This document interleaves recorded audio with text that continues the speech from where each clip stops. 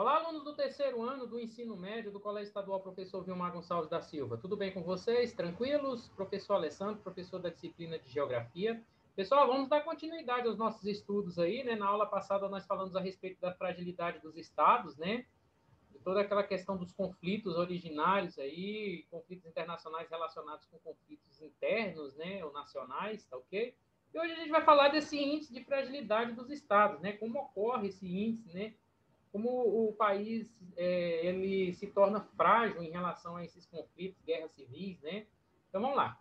Em geral, as guerras civis elas decorrem da existência de estados frágeis, né? Claro, ou seja, incapazes de conter as tensões entre os grupos nacionais, prover segurança, defender seu território ou proteger a sua população também em casos de desastres naturais, tá?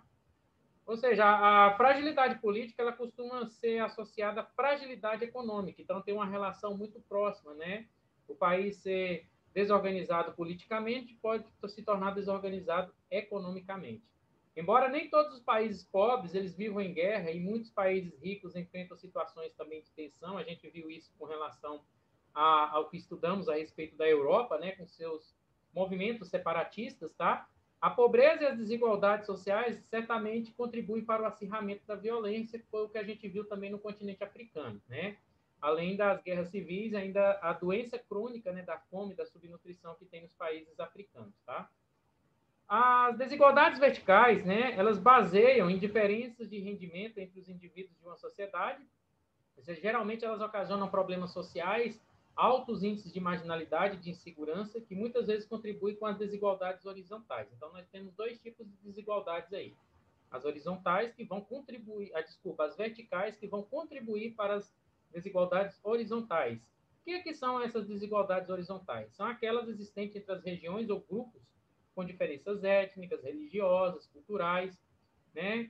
Que são aí na realidade o estopim, né, dos conflitos ou guerras civis, tá? Então, todo esse processo de relação do indivíduo com o Estado, né, ou seja, que gera alguns problemas sociais, da qual o Estado não consegue suprir essas necessidades imediatas da população, né? Então, que são desigualdades quando o Estado ele não consegue suprir, né, essa demanda da população, isso é uma desigualdade vertical, que pode ocasionar uma desigualdade horizontal, ou seja, gerar conflitos ou guerras civis, tá ok? Então, uma está interdependente da outra.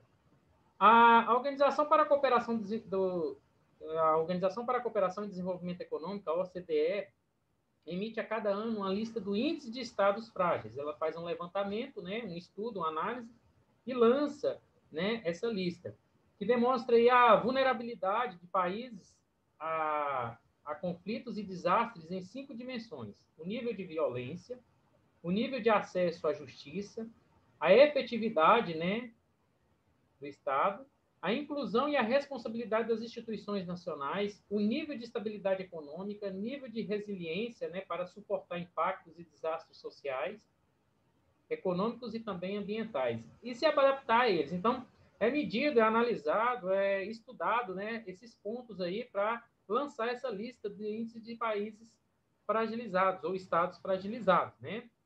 Em 2015 foram identificados, né, 50 estados frágeis no mundo, né, pessoal? Nas quais viviam cerca de quase 1,5 bilhão de pessoas, né, cerca de 20% da população mundial. Ou seja, cerca de 20% da população mundial estava nessa lista dos índices de estados frágeis, tá? Embora a fragilidade se manifeste de diversas formas e em países com qualquer nível de renda, a maioria apresentava baixa renda, ou seja, a maioria era composta por países subdesenvolvidos. No conjunto, esses estados abrigavam 43% das pessoas do mundo que dispunham de menos de 1,25 dólar, né, 1 dólar e 25 centavos ao dia para viver. A condição de pobreza torna essas pessoas especialmente vulneráveis aos efeitos dos conflitos. É a questão da desigualdade vertical influenciando aí nas desigualdades horizontais, tá ok, pessoal? Aqui está o mapa, né, indicando para a gente quais são os países, os continentes da qual esses países pertencem, né? A gente tem aqui na América Latina, por exemplo, no Caribe, o Haiti, né, que tem uma situação muito trágica, né? Inclusive até muitos refugiados haitianos, né, migraram para outros países, aí, inclusive o Brasil, né, para em busca de melhores condições. Né? Nós temos o sul da Ásia aqui, o Afeganistão, né, Nepal, Bangladesh, Paquistão, Sri Lanka, né, são países também.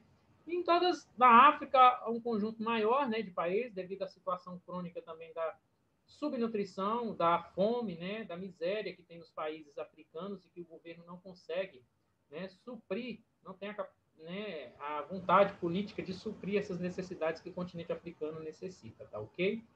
Pessoal, dando encaminhamento aqui ao nosso assunto, né, vamos falar aqui a ascensão do terror, o que vem a ser essa designação que o livro traz para a gente aqui agora nesse exato momento, né? Então, olha só, uma parcela crescente da violência no mundo, ela pode ser atribuída aos grupos terroristas, tá? Que se valem de tecnologias de informação e gerenciam suas atividades em redes que envolvem recrutamento pessoal, locais de treinamento e estratégias de comunicação. Na realidade, é uma organização, né, mundial, né, adaptada e treinada para implantar o terror no mundo, né, por conta de casos de extremismos, né, radicais, ok? E de luta armada, tá ok? Definir o terrorismo não é tarefa fácil, já que não há, assim, um consenso sobre o tema.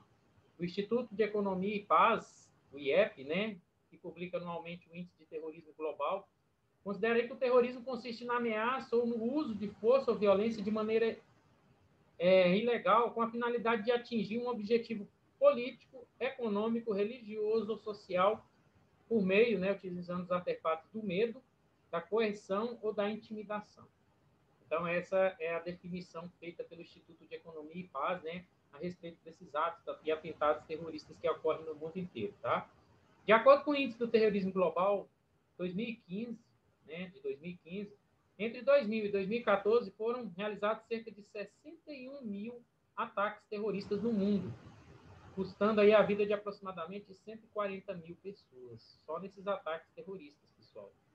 Apenas em 2014, né, houve cerca de 3.500 mortes, mais da metade destas resultantes da ação de apenas 2 grupos terroristas. O autodenominado Estado Islâmico, né, um dos mais poderosos aí, e o Boko Haram, que nós vimos aí quando a gente estudou a Nigéria, né, que é o grupo terrorista extrema radical, né, aliado aí à Al-Qaeda de Osama Bin Laden, né, e que pratica atentados terroristas principalmente em todo o território nigeriano, em outro país também, o Níger, né, com atentados terroristas aí de extrema violência, tá ok? O Estado Islâmico é um grupo terrorista aí baseado na Síria, né? Ele tem suas bases na Síria e no Iraque, e provavelmente surgiu das fileiras aí do grupo da Al-Qaeda, né? Com o qual rompeu formalmente em 2014, se tornando independente. Sua aspiração era criar um califado e controlar uma ampla região que inclui as áreas de Israel, Jordânia, Líbano e Síria. Né? O que é califado? É uma área, um território governado pelo califa, né? Líder aí da religião islâmica. Então, eles têm aquela ideia da lei da Sharia, né? Do controle islâmico ali sobre o mundo, e que é totalmente adverso, né? Ao mundo ocidental, às práticas, aos costumes, aos hábitos do mundo ocidental. Ok? O Boko Haram, cujo nome pode ser traduzido como educação ocidental, é proibida, né? Porque eles repudiam qualquer tipo de ação ocidental, pretende estabelecer um Estado Islâmico na Nigéria e declarou em 2010 estar em guerra santa com os governos nigeriano e estadunidense, ok? Então, o grupo ele se tornou tristemente célebre pela prática do sequestro, da escravidão, principalmente de mulheres, né, do sexo feminino. A gente comentou a respeito disso quando estudamos lá a questão do conflito na Nigéria, né? Nós vimos aí que sequestraram, né, as adolescentes lá de 16, 17 anos, né, muitas sendo até obrigadas a se casar, a se converter do cristianismo para o islamismo e a se casar com esses extremistas, né, ok? Bom, pessoal, na próxima aula a gente já vai adentrar, né, na parte dos conflitos do Grande Oriente Médio, a questão da Palestina, todo esse processo aí de guerra entre árabes e israelenses, né, que é palco de grandes discussões geopolíticas ou de cientistas políticos aí pelo mundo inteiro e que se encontram em conflitos até hoje, né, conflitos violentos, sangrentos, né, nessa região aí da Palestina, tá ok? Quero dizer para vocês que agradeço pela presença e pela participação. Estou aqui à disposição de vocês, né, de forma online, via WhatsApp, nesse exato momento, para esclarecer todas as dúvidas em relação ao conteúdo que foi ministrado ou aplicado aí para vocês, ok? Até a próxima e fiquem com Deus.